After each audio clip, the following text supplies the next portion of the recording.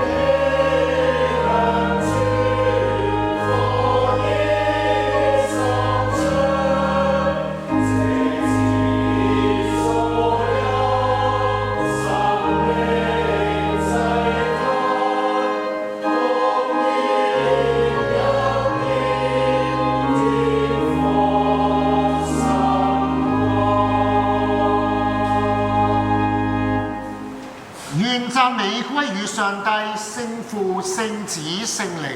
願讚美歸給我，從現在直到永遠。阿們。願主你哋同在。各位弟兄姊妹，雖然颱風將至，但係我哋深信咧，平靜風浪嘅上主一定會平靜我哋嘅內心。就求天父上帝帶領我哋，無論係聖安堂嘅弟兄姊妹，或者係我哋諸聖座堂嘅弟兄姊妹，都能夠喺風雨嘅當中得着由上帝而嚟嘅幫扶、安慰、支持同埋保護。我哋開始，我哋崇拜我哋上主，我哋求主潔淨我哋嘅內心。我哋一齊祈禱話：全能嘅上帝，凡人嘅心在你面前無不顯明，心裏面所羨慕嘅你都知道，心裏面所隱藏嘅也瞞不過你。求你賜聖靈感化我哋，潔淨我哋嘅心思意念，使我哋盡心愛你，恭敬歸榮耀俾你嘅聖名。實賴我哋嘅主基督而求，阿門。耶穌話：你要盡心、盡性、盡意愛主你哋嘅上帝。呢個係誡命裏面嘅第一，亦都係最大嘅。其次都相仿，就係要愛人如己。呢兩條誡命係律法同埋先知一切道理嘅總綱。我哋一齊坐下，讓我哋承認對上帝同埋對友鄰嘅過錯。最慈悲嘅上帝，我哋承認在思想、言語同埋行為上，常常得罪咗你，應做嘅不做，不應做嘅反去做。我哋冇盡心愛你，也沒有愛人如己。現在我哋痛心懊悔，求你憐憫我哋，為咗聖子耶穌基督，饒恕我哋嘅以往，輔助我哋嘅現在，引導我哋嘅將來，使你樂意遵行你嘅旨意，歸榮耀俾你嘅聖名。阿們。全能嘅上帝憐憫你哋，藉著我哋嘅主耶穌基督，饒恕你哋所犯嘅罪，增加你哋行善嘅力量，並藉聖靈嘅大能，保守你哋進入永生。阿們。惟願在至高之處，榮耀歸於上帝，在地上平安歸於他的子民。主上帝，天上嘅王，全能嘅上帝聖父，我哋敬拜你，感謝你，為你嘅榮耀稱頌你。主耶穌基督，聖父嘅獨生聖子，主上帝，上帝嘅羔羊，除掉世人罪嘅主，憐憫我哋。在聖父右邊嘅主，應允我哋，因為只有基督是聖，只有基督是主，只有耶穌基督和聖靈，在上帝聖父榮耀裏同為至上。阿們。願主你哋同在。願主也與你同在。讓我哋誠心禱告。上帝啊，凡倚靠你嘅人，你必保護；凡離開你嘅人，就沒有力量，也不能聖潔。求你多施憐憫，治理引導我哋，使我能夠度過短暫嘅今世之中，不失來世嘅福樂。藉賴我哋嘅主耶穌基督而求。聖子同埋聖父聖靈，唯一上帝，一同永生，一同掌權，永世無盡。阿們。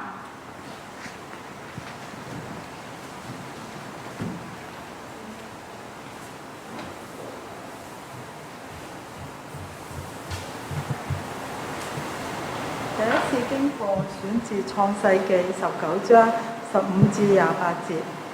拉班對雅各說：雖然你是我的親戚，怎麼可以讓你白白服侍我呢？告訴我，你要什麼作工資呢？拉班有2個女兒，大的名叫利亞，小的名叫拉結。利亞的雙眼無神，拉結卻長得美貌秀麗。雅各愛拉結，就說：我願為你的小女兒拉結服侍你7年。拉班說：我把她給你，勝過給別人。你與我同住吧。雅各就為拉結服侍了7年。他因愛拉結，就看這7年如同幾天。雅各對拉班說：日期已經滿了，請把我的妻子給我好與她同房。拉班就擺設筵席，請了當地所有的人。到了晚上，拉班把女兒利亞來送給雅各，雅各就與她同房。拉班也把自己的婢女悉帕給女兒利亞作婢女。到了早晨，看啊，她是利亞。雅各對拉班說：你向我做的是什麼事呢？我服侍你不是為拉結嗎？你為什麼欺騙我呢？拉班說：大女兒還沒有給人，就把小女兒給人。我們這地方沒有這樣的規矩。你先為這個滿了7日，我們就把那個也給你。不過你要另外再服侍我7年。雅各就這樣做了。滿了利亞的7日，拉班就把女兒拉結給雅各為妻。這是上主的道。感謝上主。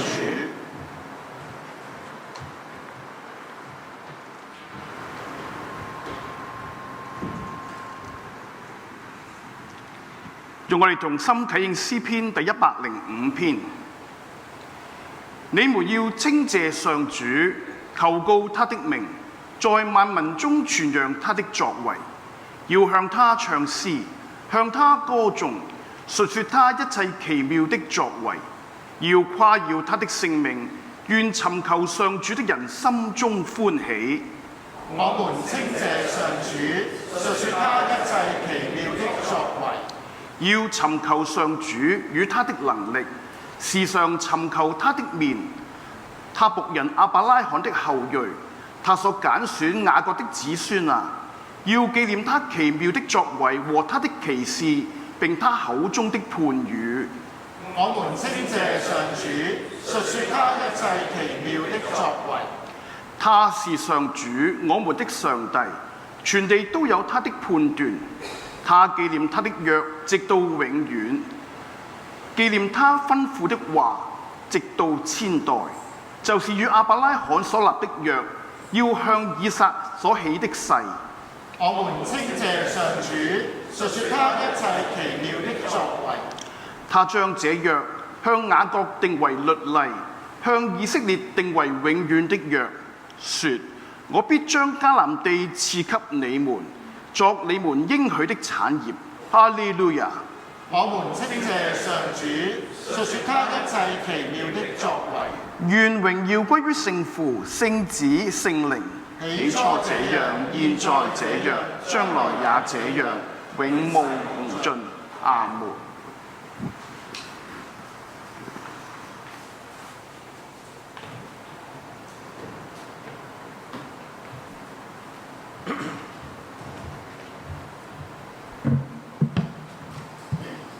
第二次經課選自羅馬書8章26至39節。同樣，我們的軟弱有聖靈幫助。我們本不知道當怎樣禱告，但是聖靈親自用無可言喻的嘆息替我們祈求。那監察人心的知道聖靈所體貼的，因為聖靈照着上帝的旨意替聖徒祈求。我們知道萬事都互相效力，叫愛上帝的人得益處，就是按他旨意被召的人。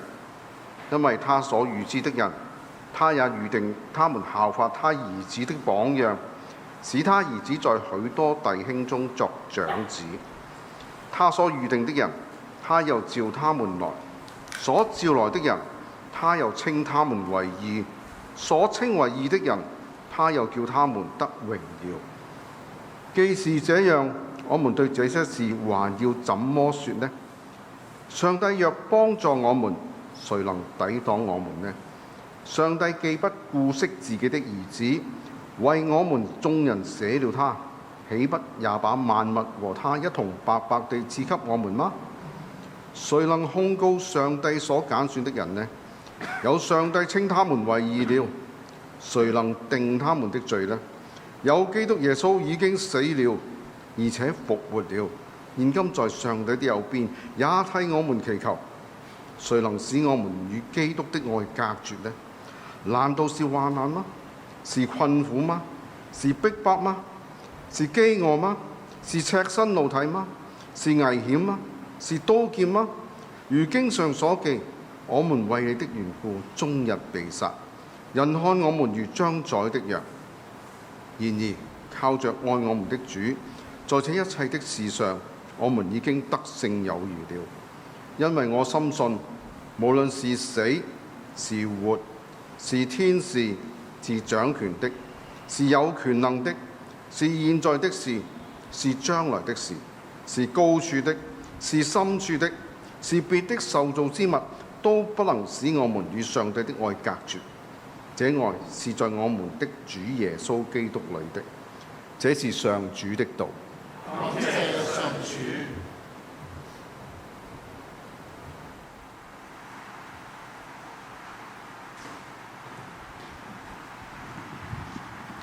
讓我哋同唱登階聖詩，凡常覓主歌。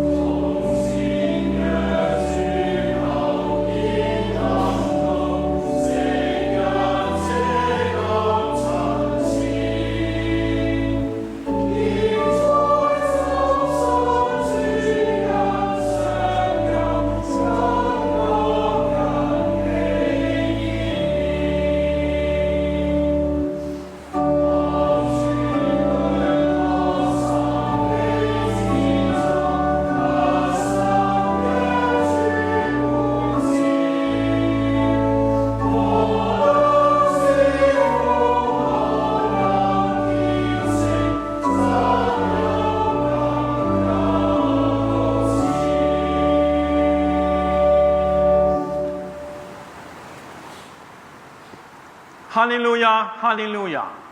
主說：我就是世界的光，跟從我的必不在黑暗裏走，卻要得着生命的光。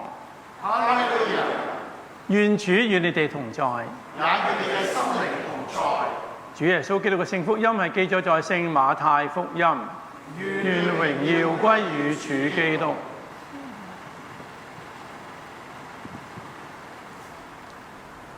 耶穌又設個比喻對門徒說：天國好比一粒芥菜種，有人拿去種在田裏，它原比所有的種子都小，等到長起來，卻比各樣的菜都大，且成了樹，以致天上的飛鳥來在它的枝上築巢。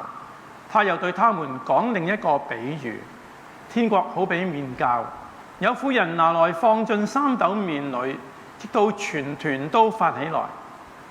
天國好比寶貝藏在田裏，人發現了就把它藏起來，歡歡喜喜地去變賣一切所有的，買這塊地。天國又好比商人尋找好的珍珠，發現一顆珍貴的珍珠，就去變賣他一切所有的，買下這顆珍珠。天國又好比網撒在海裏，聚攏各種魚類，網一滿，人們就把它拉上岸坐下來，揀好的收在桶裏，不好的丟掉。世代的終結也要這樣。天使要出來，把惡人從義人中分別出來，丟在火爐裏，在那裏要哀哭切齒了。耶穌說：這一切的話你們都明白了嗎？他們對他說：明白了。他對他們說：凡文士學習作天國的門徒，就像一個家的主人，從他庫裏拿出新的和舊的東西來。這是上主嘅福音，願讚美歸於主基督。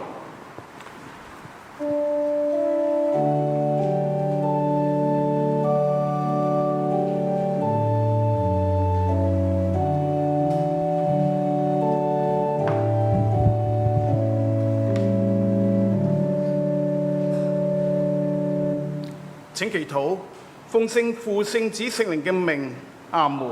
各位請坐。各位親愛嘅弟兄姊妹，晚安。曾經喺個高山上邊有一棵好大嘅橡樹，喺個時間咧已經結出好多嘅橡子，而啲橡子咧開始成熟，一粒粒粒咁樣跌落地下。其中有一粒嘅橡子咧跌到落山腳下低嘅一片嘅濕潤嘅泥土裏邊，濕潤嘅泥土又温暖。有陽光照射，有微弱嘅清風，按時有咧温暖嘅雨水淋落嚟，呢個橡子相當嘅開心。但喺佢生活當中咧，有一個唔知喺邊度嚟嘅遠象，佢覺得生命當中要不斷嘅成長，但佢又覺得而家好舒服喎。唔知大家有冇一個咁嘅情況，好舒服，咩都唔想再諗啦。但慢慢聲音又嚟啦，你唔好再逗留喺呢度，你要成長。佢喺度諗乜嘢叫做成長啊？成長對於我嚟講有啲咩嘅幫助？有啲咩需要呢？不斷諗，不斷嘅等待。終於有一天，突然之間一種劇烈嘅疼痛喺佢生命當中嚟到去發展，啪一聲，佢嘅殼裂開咗，從來都冇試過一個咁樣嘅痛楚嘅。慢慢佢開始成長啦。原來有啲嘅時候，温暖嘅陽光可以係暴曬嚟嘅。微弱嘅雨水可以係狂風大雨嚟嘅。原來生命當中唔單單係温暖嘅泥土、温暖嘅陽光、濕潤嘅雨水、微弱嘅清風，同樣係陽光可以係暴曬，同樣係微風可以係狂風，同樣係雨露可以係暴雨嚟嘅。生命當中嘅成長，讓呢個小嘅橡樹慢慢體會到成長需要付代價，同樣需要有方向。頭先我哋所聽到嘅福音經課裏邊，當耶穌講完比喻之後，問門徒：你哋明白了嗎？佢話：我們都明白啦。弟兄姊妹，信咗耶穌咁耐，你明白咗信仰啦嗎？喺你嘅人生經歷裏邊，你確定你嘅信仰係真㗎嗎？你經歷過上帝係陪伴住與你同行㗎嗎？耶穌基督在你心裏邊嗎？今日呢段嘅聖經裏邊講咗耶穌幾個比喻，大概係俾我哋諗到基督徒生命嘅成長，當耶穌話又似比喻話天國好比一粒嘅芥菜種，喺度所講嘅天國肯定唔係一個地方，天國可以解釋到喺上帝掌管住我哋生命嘅一個狀態。我哋嘅生活行為每一天係咪被上帝去掌管，以致我哋能夠用上帝嘅眼光去面對人、面對事情、面對世界呢？的而且確好多時候咧，我哋面對好多唔公平嘅事上面嘅時候，我哋會心懷不平；面對一啲唔開心嘅事情裏邊，我哋都會憤怒、會難過。好多時我哋會諗：點解上帝唔幫助？點解上帝唔出手嘅咧？開始嘅時候，我哋見到呢粒嘅芥菜種田裏邊，芥菜種係一個好細嘅種子，不過佢長大嘅時候係一棵好大嘅樹，能夠包容住讓好多唔同嘅生物喺裏邊棲息。呢個嘅過程需要乜嘢啊？時間。呢個時間當中需要啲乜嘢？需要忍耐。喺現代人嘅你同埋我當中，我哋好怕等待同埋忍耐嘅，係嘛？哎呀，病嘅時候點解咁耐未好嘅咧？又或者等個消息，明明係祈咗禱咁耐，點解仲未有消息嘅咧？又或者個消息得嚟咧，咦，唔係我所想像嘅喎？點解係咁㗎？忍耐同埋等候係我哋現代基督徒裏邊常常都忽略嘅生命特質嚟。耶穌同門徒講呢個比喻，一粒嘅芥菜種喺我哋生命裏邊需要學習忍耐同埋等候，就好似故事當中嗰粒嘅橡子。可能喺平順嘅時候，我哋已經好滿足啦，有溫暖嘅陽光，有足夠嘅雨露，有微弱嘅清風，係咁咪繼續咪好咯。但係原來喺我哋基督徒生命成長裏邊，我哋需要向前嘅長進，生命要肖似我哋嘅主耶穌基督。當耶穌問門徒：你哋明白咗未啊？弟兄姊妹，我哋明白咗耶穌有幾多？我哋都被稱為基督徒，但我哋有冇願意真係跟從耶穌嘅呢？如果我哋能夠明白，或者從聖經當中我哋睇到耶穌基督嘅生平，耶穌基督嘅生平當然唔係平順嘅，純粹嘅係順利咁度過嘅。作為基督嘅跟從者，我哋有冇咁樣嘅準備？有冇咁樣嘅等待呢？除咗好似一粒嘅芥菜種呢種嘅等待等候之外，耶穌又講到咧，要尋找，要發現。乜嘢係發現同埋尋找咧？生命當中我哋唔會停喺度嘅，應該。如果我哋10年前信耶穌係咁樣樣，10年之後都係咁樣樣咧，好可能就係一個情況，就係我哋冇長進過。耶穌用麵酵嚟到做比喻，有冇人識得焗蛋糕或者做麵包㗎？其實我識嘅嚇，唔好睇我係一個男人嚇。咁咧我哋需要用啲酵母啊嚇。但原來酵母咧喺人類嘅歷史上面咧係人類第一個嘅寵物嚟㗎，因為咧冇咗酵母咧麵包就做唔成㗎啦。當麵團需要等待嘅時候，同樣需要一種生命嘅特質酵母。酵母使到麵團不斷嘅去發酵脹大，以致麵包先做得好嘅。生命當中嘅酵母係啲乜嘢呢？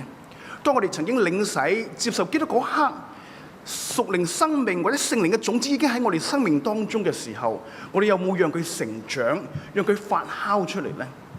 當我哋苦心自問喺日常嘅生活當中，我哋都係基督徒嚟㗎嘛？我哋冇理由話我哋離開咗聖堂之後咧，我哋就唔係基督徒，我哋唔會咁嘅。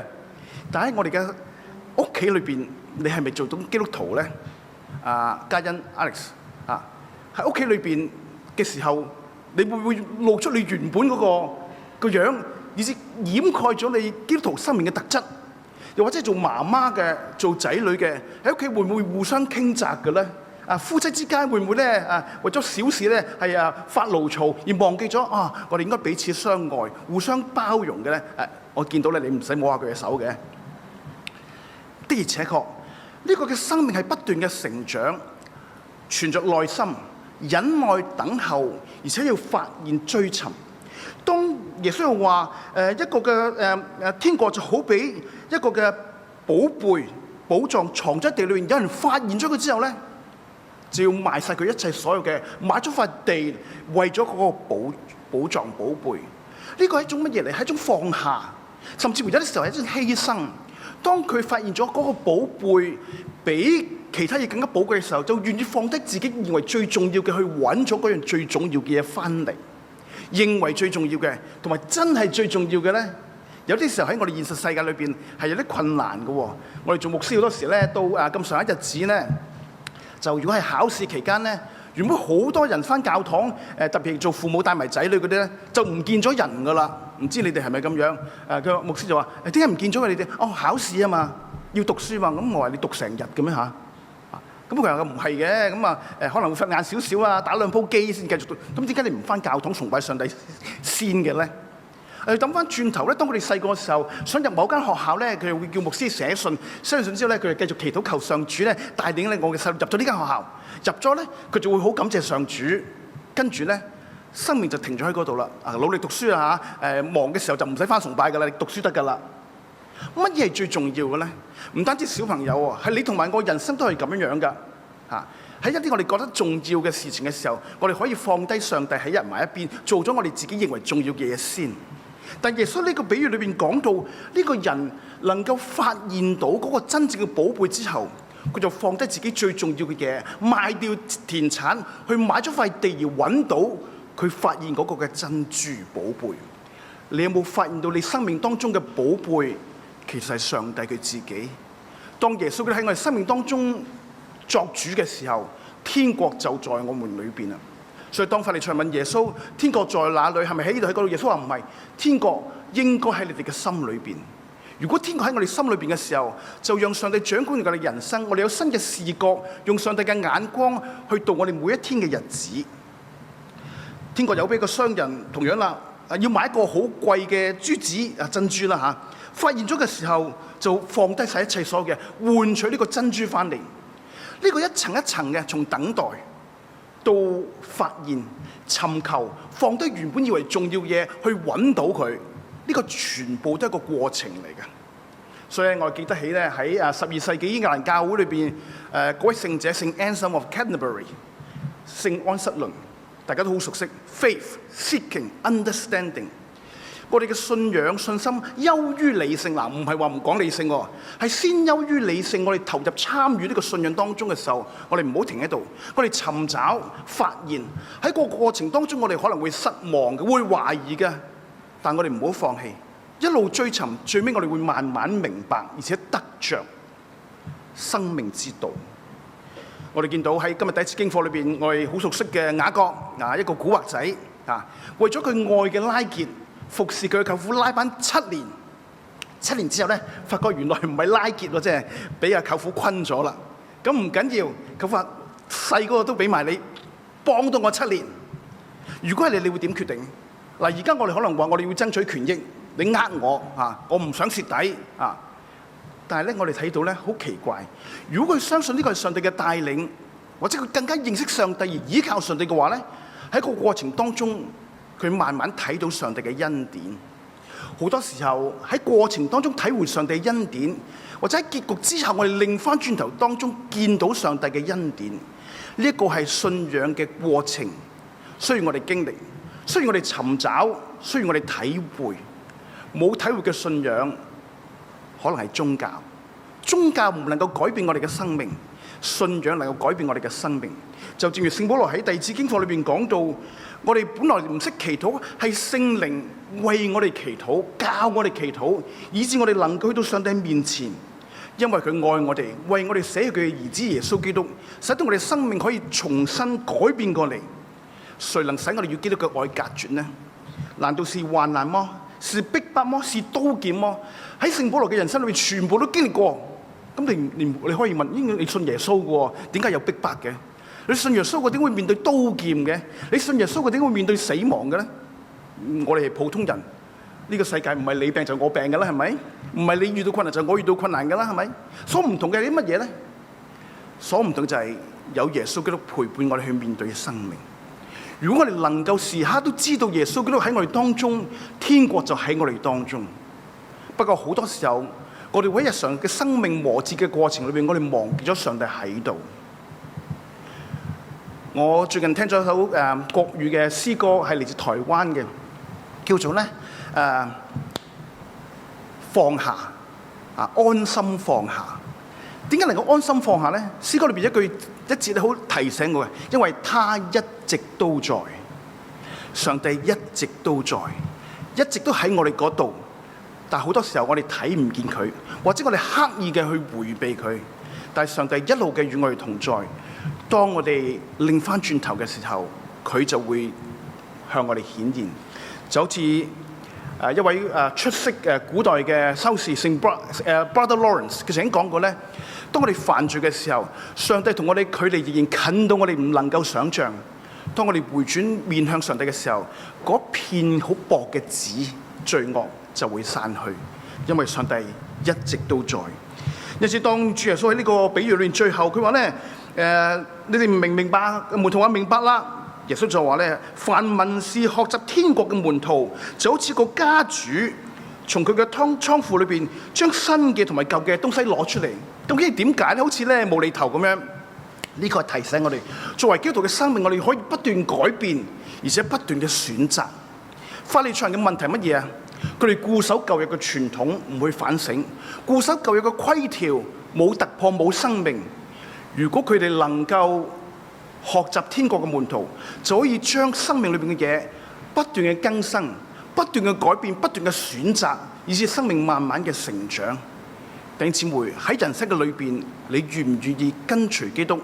不斷嘅改變，不斷嘅成長，唔好繼續喺你嘅安全區嗰個濕潤嘅泥土啊、溫暖嘅陽光啊、微弱嘅清風，我哋都可能會面對狂風、暴雨、猛烈嘅陽光，但係請放心，他一直都在。願主賜福大家，阿門。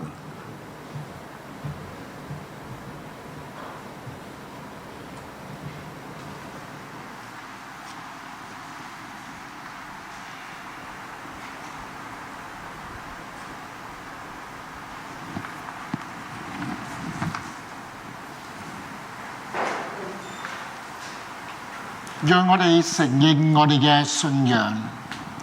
我哋信獨一嘅上帝，全能嘅聖父，創造天地並一切有形無形萬物嘅主。我信獨一嘅主耶穌基督，上帝嘅獨生子，喺萬世以前為聖父所生，從上帝所出嘅上帝，從光所出嘅光，從真神所出嘅真神，是生非造，與聖父同體。萬物都是藉着他受造，他為要拯救我哋世人，從天降臨，因聖靈嘅大能，為童貞女瑪利亞所生，成為人身，在本丟彼拉多手下，為我哋釘在十字架上，被害、受死、埋葬，應驗咗聖經嘅話，第三天復活升天，坐在聖父嘅右邊，將來必在榮耀中再臨，審判活人死人。佢嘅國永無窮盡。我信聖靈是主，是賜生命者，從聖父聖子所出，與聖父聖子同受敬拜，同享尊榮。昔日眾先知傳話，我信使徒所傳唯一聖而公嘅教會，我成為赦罪賜嘅獨一洗禮。我哋盼望生嘅復活，並望來世嘅永生。阿門。我哋一齊坐下，我哋同心祈禱。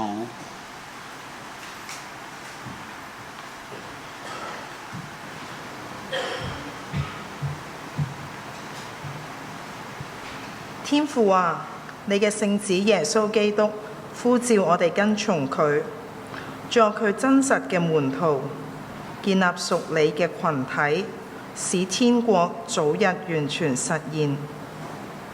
求你教導我哋成為合乎你心意嘅器皿，喺信心同愛心上不斷成長，與所有同心決志尋求真理嘅人，忠心回應呼召，竭力建立教會。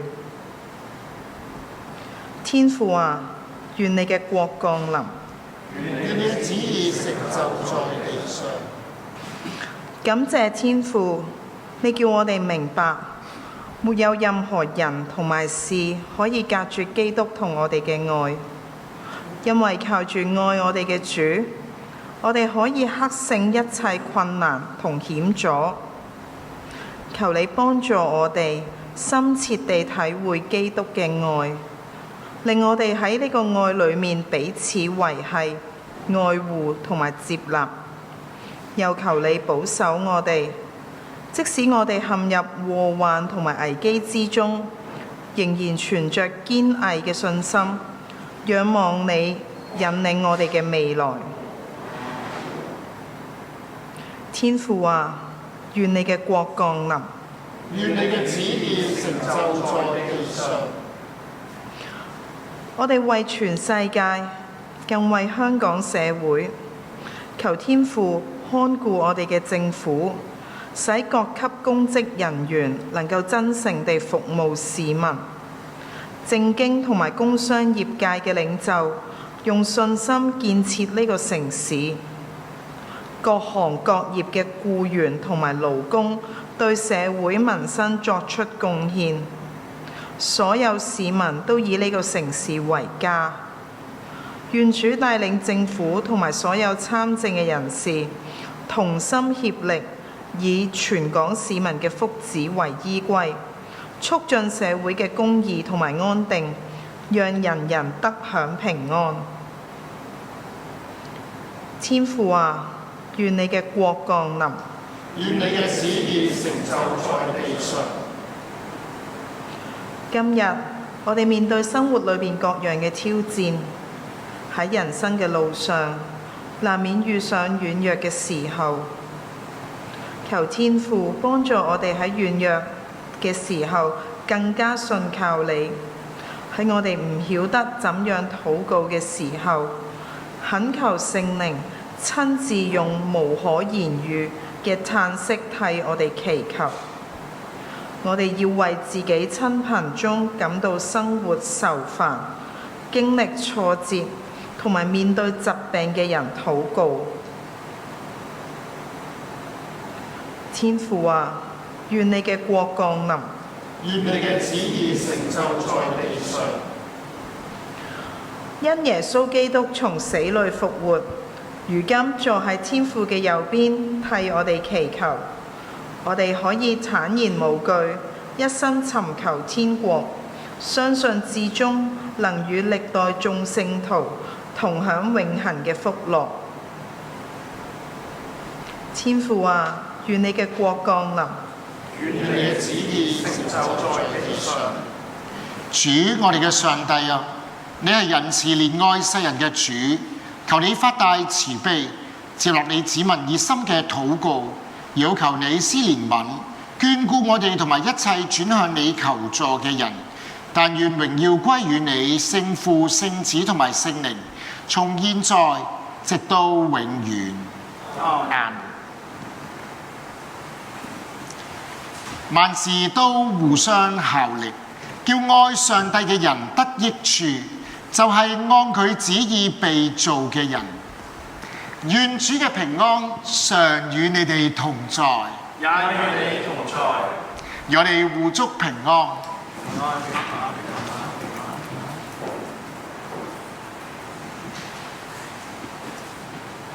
要將上主之名所當得嘅榮耀歸俾佢，拿供物進入佢嘅院宇，愛同唱奉獻聖詩，至死隨主歌。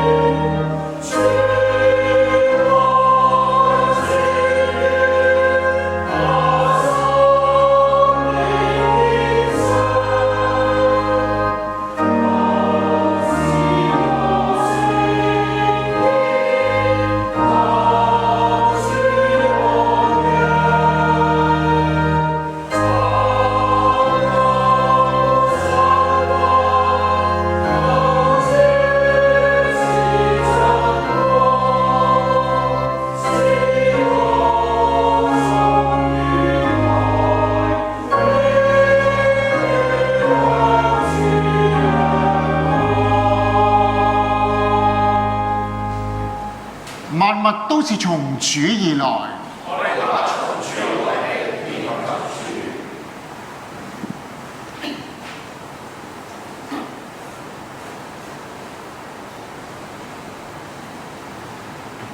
願主你哋同在，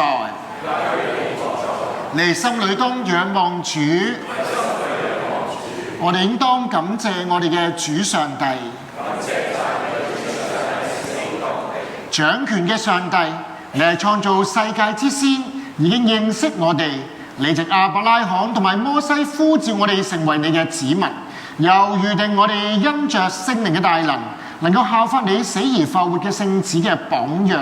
喺耶穌基督之內，我哋因着你嘅恩典被稱為義，並且喺末日得着你嘅榮耀，喺天國裏面永遠與你同住。因此，我哋歡欣咁樣感謝你，並與天使同天使長同埋天上嘅會眾一同以永不止息嘅詩歌稱頌你話：聖哉，聖哉，聖哉！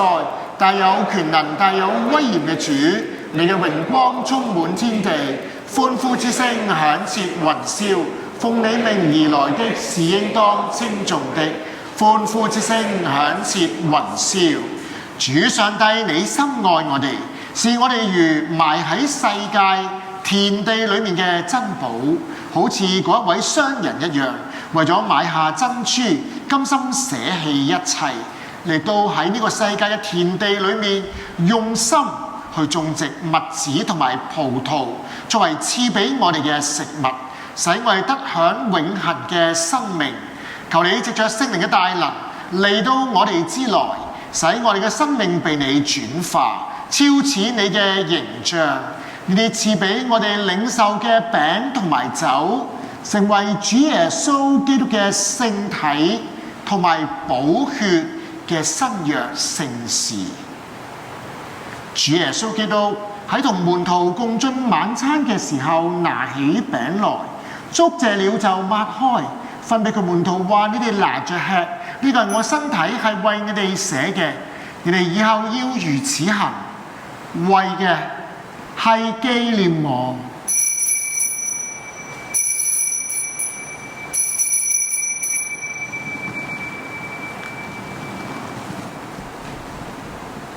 餐後，佢拿起杯來，祝謝了就遞俾佢門徒話：你哋都喝呢一個，呢個杯係我血所立嘅新約，係為你流出嚟洗罪得赦。你哋以後每逢喝嘅時候，要如此行，以紀念我。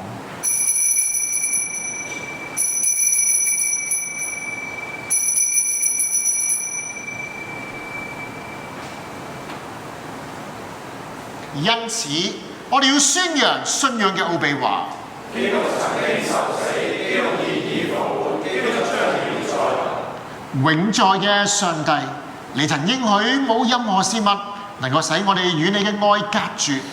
求你與你嗰啲正在經歷患難、困苦、被迫害嘅兒女同在，又渴望嗰啲正在忍受飢餓、赤身露體、危險同埋刀劍之中嘅人，不論我哋陷入死亡或者活在世上，求你常與我哋同在，使我哋無懼於天使掌權者同埋一切現在同埋將來事嘅心，並喺我哋面對有權能嘅、高處嘅、深處嘅同埋別的受造之物嘅時候，時常保守我哋。又因為你已經為我哋眾人捨棄咗自己嘅兒子，你都會將萬物同埋佢一齊白白嘅賜俾我哋。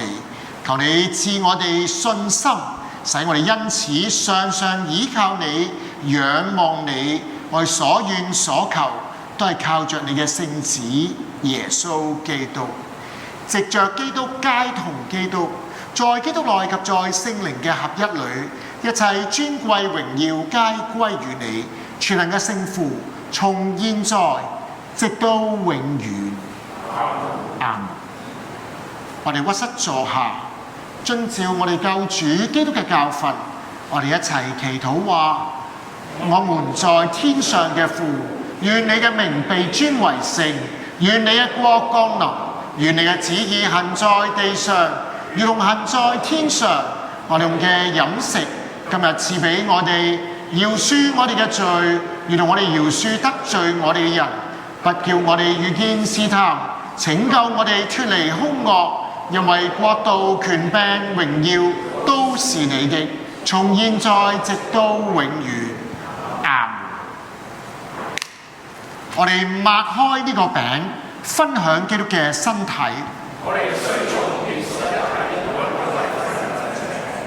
上帝嘅羔羊，取成者主，憐恤我哋。上帝嘅羔羊，取成者主，憐恤我哋。上帝嘅羔羊，取成者主，賜我哋平安。上帝賜俾佢子民嘅聖物，你哋應當憑着信心前來領受，紀念基督為你哋捨身流血，心裏感謝。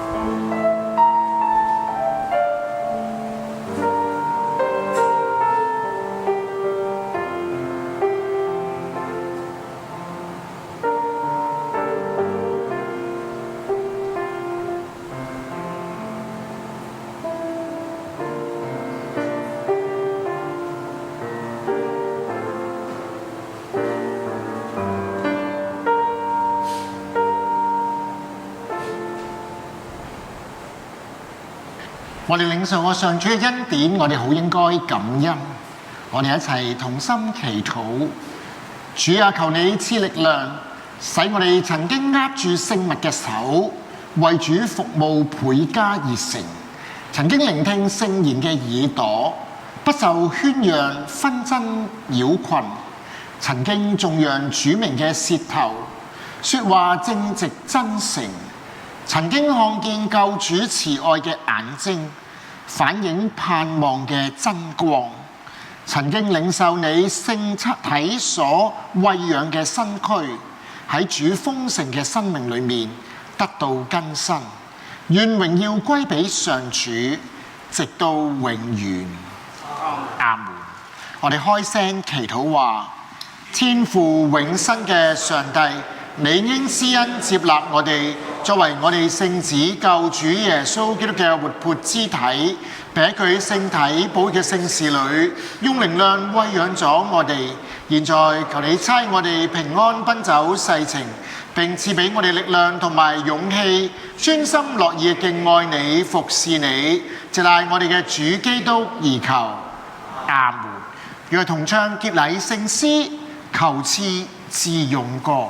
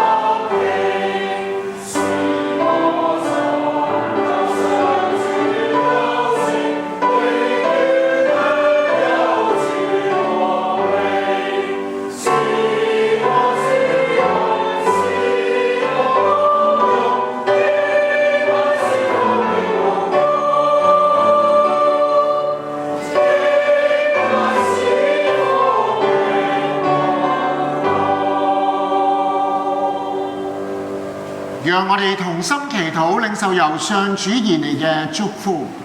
願上帝所賜人出人意表嘅平安，保守你哋嘅心懷意念，使你哋曉得敬愛上帝同埋佢嘅愛子，我哋救主耶穌基督。有願全能嘅上帝聖父、聖子、聖靈賜福你哋，保護你哋，從今日直到永遠。阿門。我哋要進入世界，喺聖靈嘅力量裏面歡欣快樂，感謝上主。